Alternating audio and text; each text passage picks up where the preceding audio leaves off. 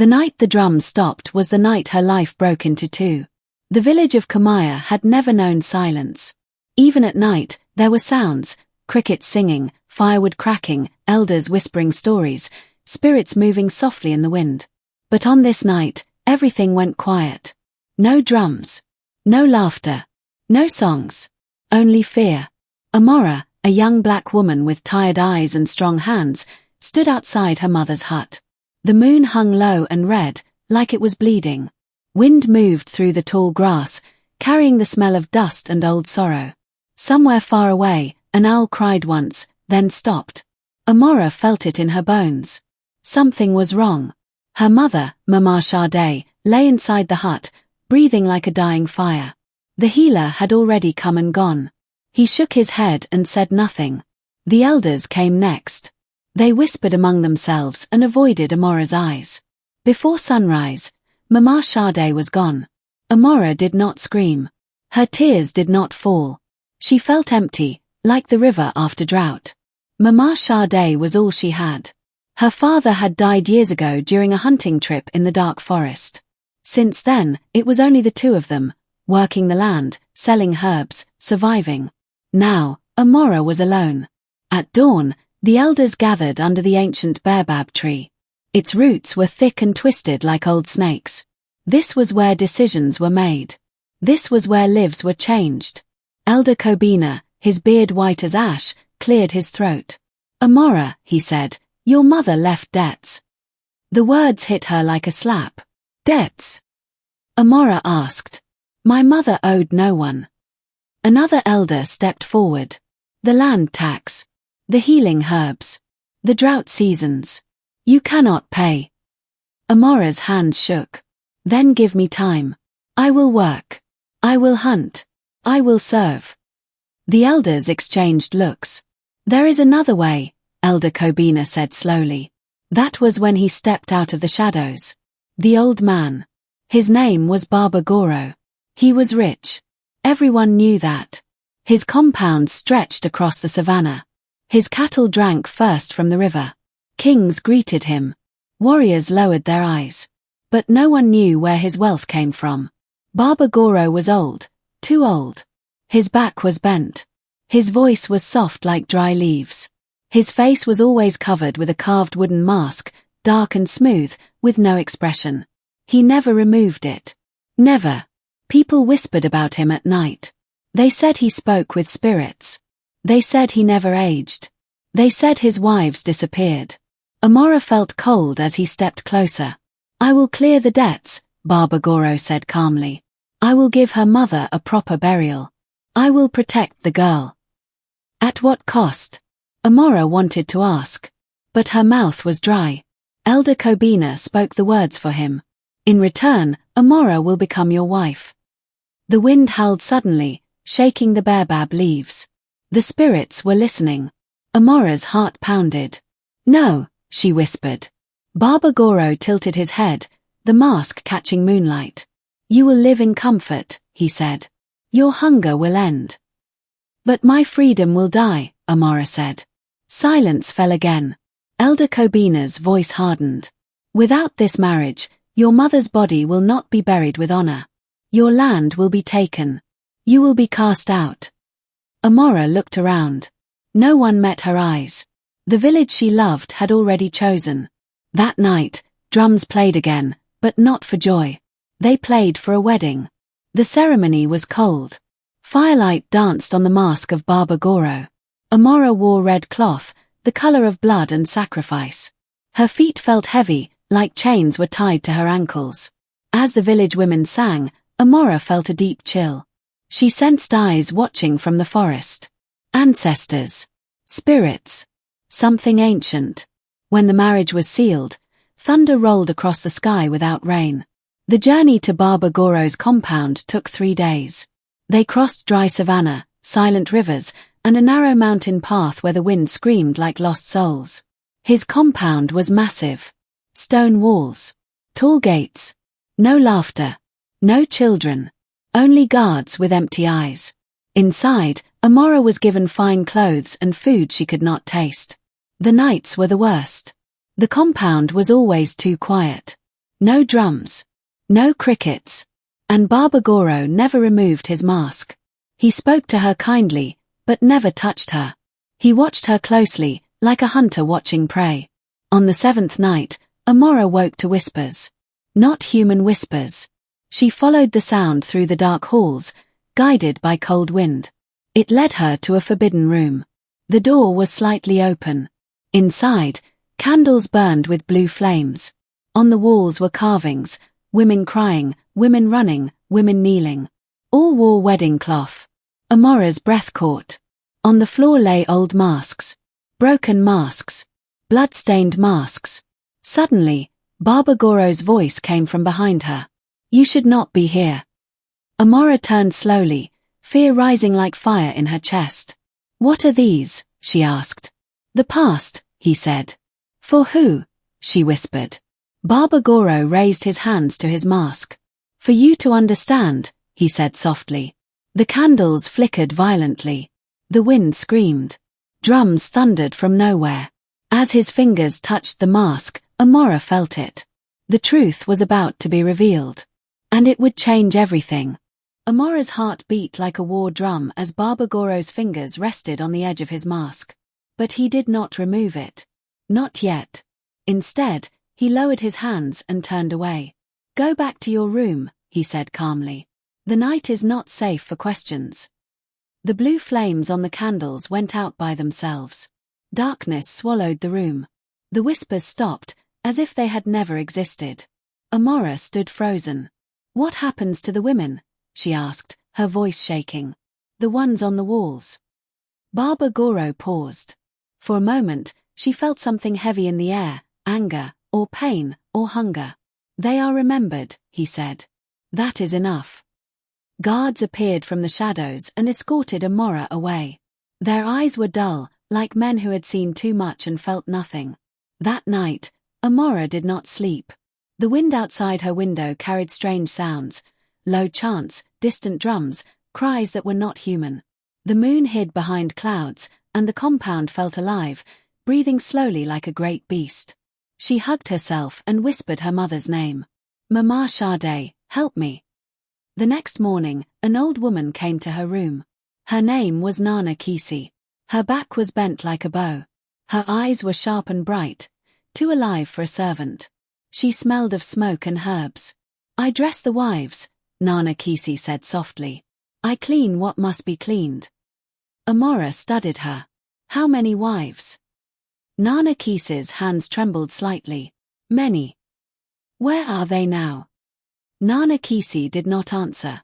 She only tied Amora's hair and whispered, Do not wander at night again. That warning sat heavy in Amora's chest. Days passed.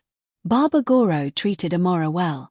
He gave her gifts, gold bracelets, fine cloth, sweet fruits. But he never removed his mask. Never ate with her. Never slept beside her. He watched her. Always. At night, Amora began to notice patterns. On certain nights, the guards stood still like statues. On others, they vanished completely. Sometimes, drums beat far away in the forest, slow and deep, answering something inside the compound. One night, Amora followed Nana Kisi quietly. The old woman slipped through a small gate behind the compound and walked toward the forest. Amora's heart pounded as she followed, keeping to the shadows. The forest was thick and ancient. Trees twisted toward the sky. Roots rose from the ground like fingers. The air smelled of damp earth and old magic. Nana Kisi stopped before a large stone covered in symbols. She knelt. Then she spoke, not in the village tongue, but in an older language. A language Amora did not know, but somehow understood in her spirit. Ancestors, Nana Kisi whispered. The new wife is awake. Amora gasped softly. Nana Kisi turned sharply. You should not be here, she said. You pray to the ancestors, Amora said. Why? Nana Kisi's eyes softened. Because they are angry. Angry at who? Nana Kisi looked toward the compound, fear passing across her face. At the man behind the mask. They heard footsteps. Heavy. Slow. Baba Goro stepped out of the darkness. The forest went silent. Even the wind stopped. "You are learning too fast," Baba Goro said calmly. Nana Kisi fell to the ground. "Forgive me, master." Baba Goro raised a hand. "Go." She ran, disappearing into the trees. Amora stood her ground, though her legs shook. "You lie to me," Amora said. "Those women, your wives, they did not leave. Did they?" Baba Goro walked closer. The mask stared at her, empty and cold. "They served their purpose." The words cut deep. "What purpose?" Amora asked. Baba Goro turned away. "Come. You will see soon enough." That night, Amora dreamed. She stood beside a river of blood. Women stood on the other side, their faces hidden behind masks. They called her name. "Amora, wake up, do not trust him." She woke screaming. The next day, messengers arrived from the king's land. Drums announced their presence. Baba Goro welcomed them with honor. Amora watched from behind a curtain. The chief messenger bowed deeply. "The king thanks you for your gifts. The harvest will be strong." Baba Goro nodded. "Tell the king the spirits are satisfied." Satisfied. The word echoed in Amora's mind. Later, she found Nana Kisi trembling near the fire. "Tell me the truth," Amora said. "What does he do?" Nana Kisi looked around, then leaned close. "He feeds the land," she whispered. "With blood." Amora felt dizzy. Whose blood? Nana Kisi's eyes filled with tears. "The wives. One by one. When the moon is dark." Amora's breath caught. "Why am I still alive?" Nana Kisi touched her chest. "Because you are different." Before Amora could ask more, horns sounded from the gates. The dark moon was coming. And deep inside the compound, Baba Goro stood before a mirror, slowly raising his hands to his mask. The time was near. The dark moon rose high over Baba Goro's compound, its silver light spilling like liquid across the stone walls. Amora felt its weight on her shoulders, pressing her down, whispering secrets she could not yet understand. That night, the wind carried voices, not of the living, but of the dead. Amora could not sleep. Her mind raced, her heart beating like the drums of war from the village she had left behind. She could feel it. Something was about to happen. Nana Kisi appeared at her door, her eyes wide with fear. "The night is dangerous," she whispered. "The dark moon brings him power. Stay hidden." "I cannot," Amora said, shaking. "I need to see for myself. I must know the truth." Nana Kisi hesitated, then gave a nod, almost imperceptible. She handed Amora a small pouch filled with dried herbs. "Smoke this. It will hide your spirit from him, if only for a little while." Amora clutched the pouch and crept out into the silent compound. Guards were gone, shadows stretched like snakes across the walls, and the air smelled of iron and burning wood. She moved silently, heart thundering, following the sound of a deep, steady chanting. It led her to the forbidden room, the one she had glimpsed before. The blue flames had returned, flickering wildly, casting dancing shadows on the walls. And there he was, Baba Goro, standing before a circle of carved stones, his mask reflecting the moonlight. But something was different tonight. The mask seemed to shimmer, as though alive, breathing with him. Amora's breath caught as she saw the figures kneeling around the circle. The women from the carvings, his wives, stood there, alive but motionless, their faces pale, eyes hollow. They were trapped in some kind of spell, bound by ropes of shadow that rose from the stones. Amora's stomach twisted in fear. What are you doing to them?" she whispered. Baba Goro's head turned slowly toward her, and though his face was hidden, his voice carried the chill of death. "Do you understand now, little one? They were never free. They were chosen to protect this land, to feed the spirits." Amora's hands trembled. "Feed the spirits? With blood?" Baba Goro nodded. "The land is old. It is hungry. It demands balance. Without it, the village, the rivers, the forests, all would die. I give. I take. I protect." Amora felt something shatter inside her. The man she had feared, the monster the village whispered about, was not simply cruel, He was a guardian, twisted and terrifying, bound to a duty older than anyone could remember. She stepped closer, anger and fear battling within her. And if I refuse? Baba Goro's hands rose slightly. Then the village will pay. Your mother's debts will be meaningless. The spirits will rage. You must choose, Amora. The blue flames of the candles flickered, casting strange, shifting shadows. Amora's mind raced. She thought of her mother, Mama Sade, who had taught her kindness and courage. She thought of her village, of the people who depended on her now. And then she understood. Baba Goro was not simply a villain. He was a man trapped by tradition, by power, by a pact older than the trees themselves. And the mask, his mask, was not just to hide his face. It was to hide the burden of what he had done, the weight of centuries on a single soul. Amora realized she could use that. She took a deep breath, clutching the herb pouch. Smoke curled around her, hiding her presence from the mask's magic. Moving quietly, she circled the stones, looking for weaknesses in the spell that bound the wives. Her fingers brushed against one of the ropes of shadow, and it recoiled like a living thing. She whispered to the spirits of her ancestors, calling them with words her mother had taught her, letting her voice carry through the room. The shadows quivered. One rope loosened. Then another. The women blinked, confusion and relief in their eyes. Baba Goro noticed immediately. The mask's eyes narrowed. Who dares? He roared. Amora stood tall. I do. I will not let you hurt them anymore. The mask moved toward her, slow and deliberate. Do you know what you risk, girl? I know, she said. And I am not afraid. The air grew thick. Candles flared. The circle of stones seemed to pulse with energy. Amora's heart raced. The wives trembled, their hands weak but alive, reaching for her. Then something unexpected happened. Baba Goro stopped. The mask tilted slightly, a gesture almost human. You are brave, he said softly, almost sadly. Perhaps too brave. Amora saw it then, the flicker of recognition, of respect. The mask, though it hid his face, could not hide the truth. He had been waiting for someone like her. Someone who could understand the weight of what he carried. You are different, he said.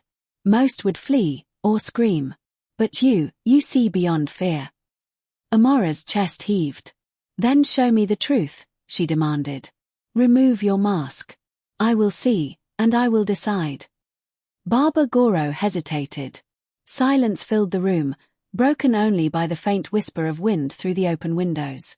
Slowly, deliberately, he reached up. The mask came off. Underneath was not the twisted face of a monster, but a man weathered and weary, skin lined with age and sorrow, eyes filled with centuries of pain. Amora gasped. His eyes were not cruel, they were tired, burdened, but honest. And in that moment, she understood everything. The wives, the rituals, the darkness, it had all been a sacrifice. He had borne the mask to protect his people, to keep balance, even if it meant becoming the villain in their stories. Amora felt a mix of horror and compassion.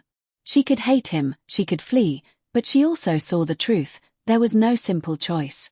No pure evil, no pure good. Only survival, duty, and the heavy weight of power. Baba Goro extended his hand. Will you help me, Amora? Will you take the burden with me? Her heart pounded. The wives were watching, their hope trembling on her courage. She looked into Baba Goro's eyes, and she made her choice. Yes, she said. But on my terms. No more fear. No more hiding. The mask returned to his hands, not as a barrier, but as a symbol. The shadows of the room shifted, as if recognizing her courage. For the first time, Amora felt power, not stolen, not cruel, but rightful. She understood the balance of the world, the cost of survival, and the strength of her own heart. And in that moment, she knew, nothing would ever be the same. The morning after the dark moon, the compound felt different. The air was heavy with smoke and the scent of earth, but there was a new tension, a fragile, electric hope that Amora carried like a beating drum. She had seen Baba Goro's face and understood his burden, but understanding did not erase fear. The wives were free from the ropes of shadow, yet their eyes held the memory of confinement. They moved slowly, like birds unsure if the sky was safe. Amora stayed near them, guiding them, whispering encouragement, trying to heal not just their bodies, but their spirits. Baba Goro watched quietly from his chamber. His mask lay on a table, untouched, yet his eyes followed every movement. For the first time, he seemed uncertain, as if the world had shifted beneath him. But the peace was short-lived. That evening, a messenger arrived from a distant village. He rode furiously through the savannah, dust rising like storm clouds. He delivered a message to Baba Goro in the compound courtyard. The king himself demanded an audience. Amora overheard the words as the elders whispered. The king is angry.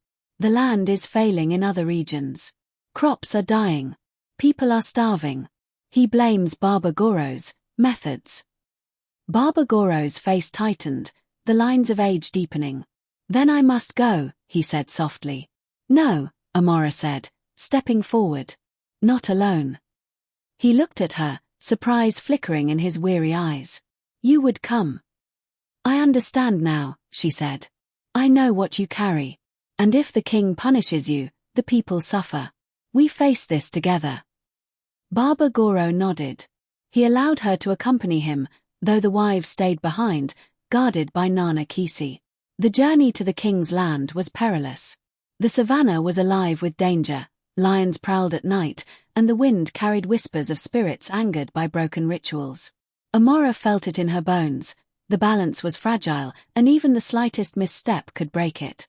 When they reached the king's palace, they were met with suspicion. Guards blocked their path, and the king's advisors whispered among themselves.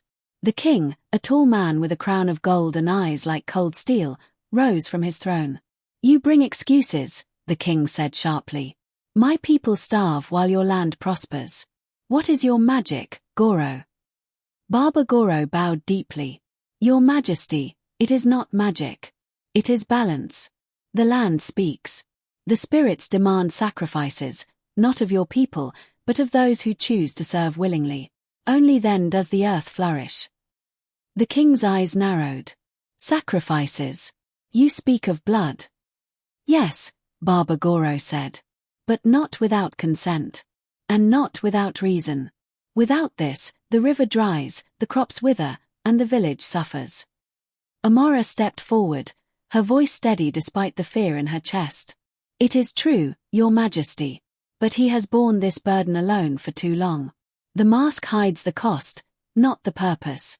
We have seen the truth, and we will bear it together, if you allow. The court was silent. The advisors shifted uneasily. No one spoke against Amora. Her courage silenced them. The king leaned forward. And what of these women? Amora's eyes met the wives who had accompanied them, now stepping forward bravely. They are alive, she said. They serve willingly, but no one is trapped against their will. They are protected, and they protect the land in turn. The king studied them, his face unreadable. Then, finally, he spoke. You take a dangerous path, Goro. And yet, I see the truth in your words. The land must live. But the people fear what they do not understand. He turned to Amora. And you, girl, have courage. You see beyond masks and fear. You speak for balance and life. Perhaps, you are the key to teaching others. Amora felt a strange warmth in her chest. Recognition. Respect. The knowledge that she had stepped into a story much bigger than herself, and for the first time, she did not feel afraid. But peace did not come. On the journey back to the compound, dark clouds gathered over the mountains. Rain fell in sheets, thunder shaking the earth, lightning splitting the sky. The spirits of the savannah were restless. Baba Goro and Amora returned to find their home under attack. Raiders had come under cover of the storm, hoping to take advantage of the chaos. They sought the wives, the wealth, and the secrets hidden in the compound. Amora's heart raced. She had trained only for courage and understanding, not for battle. But now there was no choice. Baba Goro moved swiftly, his years of wisdom guiding every action. The wives, led by Amora, defended the gates with sharp stones, fire, and the strength of survival. Amora felt a surge of power she had never known, the pulse of the land, the whispers of ancestors, the rhythm of drums that existed only in her mind. Together, they fought. Shadows collided with human ambition. Rain turned the ground to mud. Screams and shouts echoed across the savannah. In the midst of battle, Amora saw something that made her blood run cold. One of the raiders held a mask identical to Baba Goro's. A mask carved with the same symbols, worn to terrorize and control. Baba Goro's eyes met hers. "It is time," he said. Amora understood. The mask was not just protection, it was power. And someone sought to claim it for darkness. With a roar, she grabbed a torch and charged at the raider, breaking his hold. Fire met shadow. The women fought fiercely, and Baba Goro confronted the intruder, unmasking him in a swift motion. The man beneath the mask was young, cruel, and full of greed. But he was no match for the combined strength of Baba Goro and Amora. The raiders fled, howling into the storm, leaving the compound drenched but intact. As the rain poured down, Amora stood beside Baba Goro, soaked and trembling. She looked at the wives, who were alive and free, and felt the weight of her choice. "You see now," Baba Goro said softly, placing a hand on her shoulder. "The world is not simple. Balance is never easy. And courage is rare."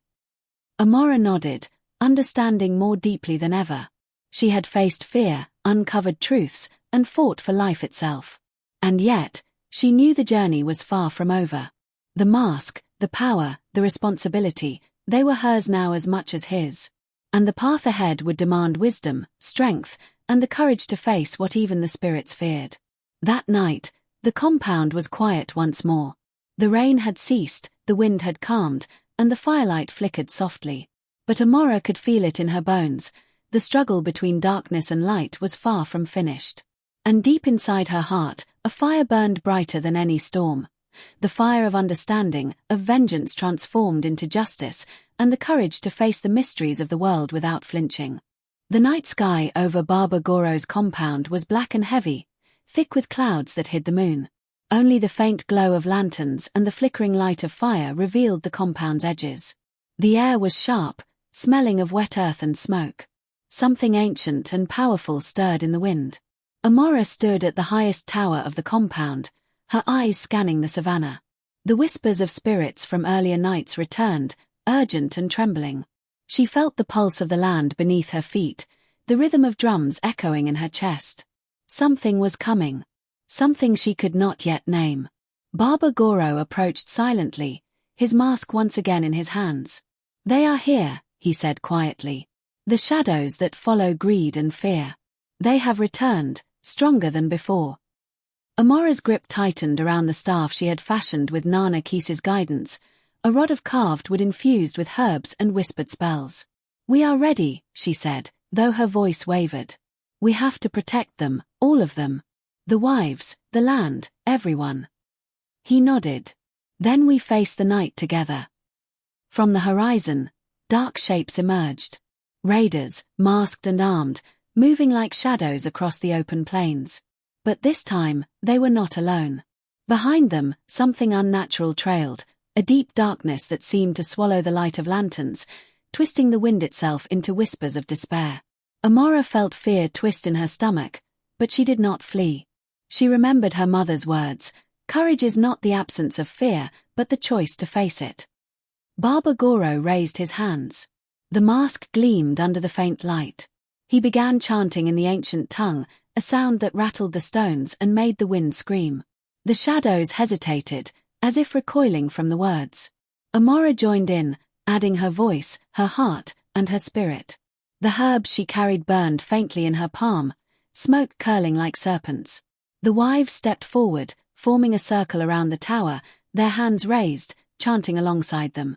The first wave of raiders arrived, but they faltered as they reached the threshold of the compound. Shadows twisted around them, holding them in place. Amora saw the young raider who had tried to steal Baba Goro's mask the night of the storm. His eyes widened in terror as the spirits of the land rose to confront him. Then the darkness itself lunged. A massive, shifting shadow, taller than any man, with eyes like molten gold, appeared at the gates. It moved with a hunger that sent shivers down Amora's spine. Baba Goro's voice grew louder. "The land is mine to defend. Spirits of the savannah, ancestors of my blood, protect. Amora felt the power coursing through her. She had trained, yes, but this was more than training, it was unity. The land, the spirits, and the courage in her own heart surged as one. She extended her hands, chanting, calling to the ancestors for guidance. The shadow roared, a sound that shook the earth. It struck the gates, bending steel and stone. But the circle of women, Amora, and Baba Goro stood firm. They became the anchor that held the balance. Amora stepped forward. "You will not take this land," she shouted. "You will not harm the innocent." The shadow paused. It hesitated as if sensing the fire inside her. Amora's words were not just sound, they carried intent, truth, and defiance. The staff she wielded glowed with a faint light, burning away the darkness that tried to seep into her soul. Baba Goro raised the mask high. "By the ancestors, by the rivers, by the earth itself, I banish you." The shadow shrieked and surged forward. But Amora, fearless now, stepped between it and the wives, chanting louder than ever. Light erupted from the staff, connecting with Baba Goro's mask and forming a wall of energy that enveloped the darkness. The raiders screamed, but the spell held. The shadow writhed and twisted, trying to escape. Amora's heart pounded. She felt her own life force entwined with the power of the land. She reached deep into the smoke-filled staff, calling to every ancestor she had ever known, every spirit who had whispered to her in the night. The shadow let out one final, guttural cry. Then, with a flash of blinding light, it shattered, dispersing into the night air like black mist burned away by fire. Silence fell. The raiders fled into the darkness, their morale broken. The storm clouds parted slightly, revealing a pale moon. The compound was battered but standing. Amora collapsed to her knees, exhausted. The wives surrounded her, their hands on her shoulders, offering strength. Baba Goro knelt beside her, his eyes full of pride and relief. "You did it," he said softly. "You carried the weight of fear, and you did not break." Amora looked at him, seeing not a monster, but a man who had carried centuries of pain, who had sacrificed everything for the balance of life. She realized now that her anger, her fear, and even her desire for revenge had been transformed. The wives looked at Amora with gratitude. For the first time, they felt safe. For the first time, they were free, not just from the shadow, but from fear itself. Baba Goro stood slowly, placing the mask back on his face, not as a barrier, but as a symbol of protection and duty. "Tonight, the balance is restored," he said. "But the future depends on courage and wisdom. You, Amora, have proven both." Amora stood, chest heaving, and looked across the compound. The firelight danced on wet stone, the wind whispered through the trees, and somewhere in the distance, the drums of the village began again, not for fear, but for life. She had faced the darkness, seen the truth, and chosen the path of courage. The burden was heavy, but she knew she was ready to carry it. And in the quiet moments after the storm, as the wives tended to the wounded and Baba Goro surveyed the land he protected, Amora understood something that would stay with her forever. Revenge could destroy, but understanding, courage, and unity could heal even the deepest wounds. For the first time since she had arrived, she felt the rhythm of life, the pulse of the land, and the fire of her own heart beating as one. The night was over. The darkness had been faced. And dawn would come, not just for Amora, but for the village, the wives, and even for Baba Goro, whose mask now symbolized protection, not fear. Dawn broke over Baba Goro's compound with a soft, golden light. The savannah stretched endlessly, wet from last night's storm, sparkling like it had been washed clean. Birds began to sing again, their voices carrying over the fields and the river. For the first time since Amora had arrived, the compound felt alive, not haunted. Amora stepped outside, the wind brushing against her face, carrying the scent of wet earth and fresh grass. She felt a strange calm settle into her chest, as if the world had finally exhaled. Around her, the wives moved freely, their faces glowing with relief. Some laughed softly, others simply breathed, savoring the moment of safety. Baba Goro joined her quietly. His mask, now carried in his hands, reflected the sunlight. It no longer felt oppressive or frightening, it was a symbol, a reminder of sacrifice and responsibility. The storm is over, he said softly. The land is at peace, for now. Amora nodded. It's not just the storm, she said. It's us. We faced fear together. We fought darkness together. And we survived. Barbagoro's eyes, beneath the mask, softened. You have learned the truth, Amora.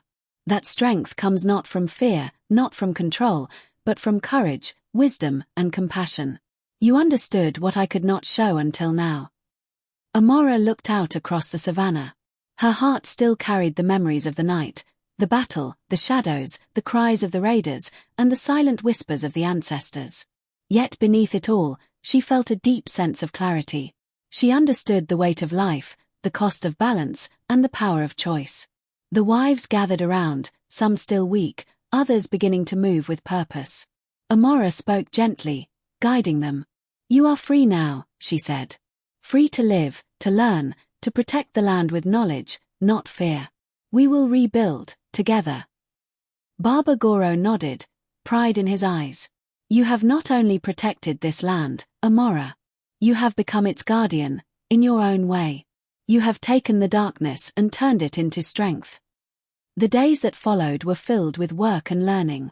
Amora helped the wives restore the compound, tend the gardens, and care for the animals. She learned the old rituals, the chants, and the ways of the land. Barbagoro guided her, but he no longer stood apart. They worked together, teaching and learning, healing and protecting.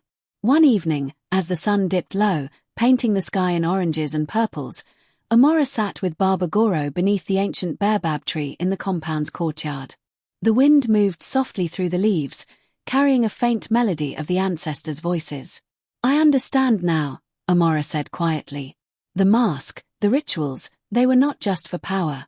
They were for protection. But without compassion, without courage, they could destroy everything. Barbagoro smiled faintly. Yes. Power without understanding is dangerous. Fear without reason is deadly. But you have learned the true way. And now, you will teach others. Amora felt the weight of her journey settle upon her shoulders. She had come to this compound as a young woman forced into a marriage she hated. She had feared Barbagoro, the masks, and the rituals. She had thought revenge or anger would bring justice. But now, she realized that revenge alone would have only perpetuated pain. Understanding, courage, and unity had brought true change. Weeks passed, and life in the compound settled into a new rhythm. The wives learned to live freely, choosing to honor the land rather than being bound by fear. The village, once distant and wary, began to visit, guided by Amora's bravery and Barbagoro's wisdom. They brought gifts, seeds, and stories, learning the old ways anew. One morning, Amora stood at the edge of the savannah, looking out over the golden grass and the distant mountains. She remembered her mother's teachings, her village, and the trials she had faced. She realized something powerful. Courage was not just facing danger, it was choosing to act rightly, even when the outcome was uncertain. Barbagoro joined her silently. You have changed everything, he said. Not with fear, not with force, but with understanding. That is the greatest strength of all. Amora turned to him. And you, she asked. Will you continue to wear the mask? He placed it back on his face, but with a calmness she had never seen before. I will wear it not to hide, but to remind myself and others of the responsibility we carry. Power is not freedom, it is duty. And duty is never simple. The sun rose higher, casting long shadows across the savannah. Amora breathed deeply, feeling the rhythm of the land, the whispers of the ancestors, and the pulse of life in every creature around her. She knew that challenges would come again, that darkness would rise, but now she understood how to face it, with courage, wisdom, and heart. And as she looked toward the horizon, she realized the greatest lesson of all. Revenge can destroy. Fear can paralyze.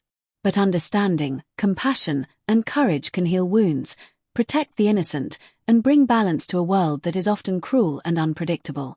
Amora had been forced into a marriage she had hated, faced a man she had feared, and discovered darkness beyond imagination. Yet through it all, she had chosen not to give in to anger, not to be consumed by fear, but to rise above, to learn, and to act. She smiled softly, the wind lifting her hair like a blessing. Baba Goro stood beside her, the mask a symbol of past burdens and present wisdom. The wives laughed and sang in the courtyard, the village drums echoing in the distance, and the spirits of the land whispered their approval. The story of fear, darkness, and revenge had transformed into a story of courage, understanding, and life. And in that truth, Amora knew she had found her purpose, not just as a wife, not just as a guardian, but as a beacon of balance, hope, and strength. The land, the people, and the spirits were alive again. And so was she. Moral. True courage is not the pursuit of revenge or the desire to punish. It is the wisdom to face fear, understand the truth, and act with compassion. Healing and balance come not from hatred, but from courage, empathy, and the willingness to protect life, even at great personal cost.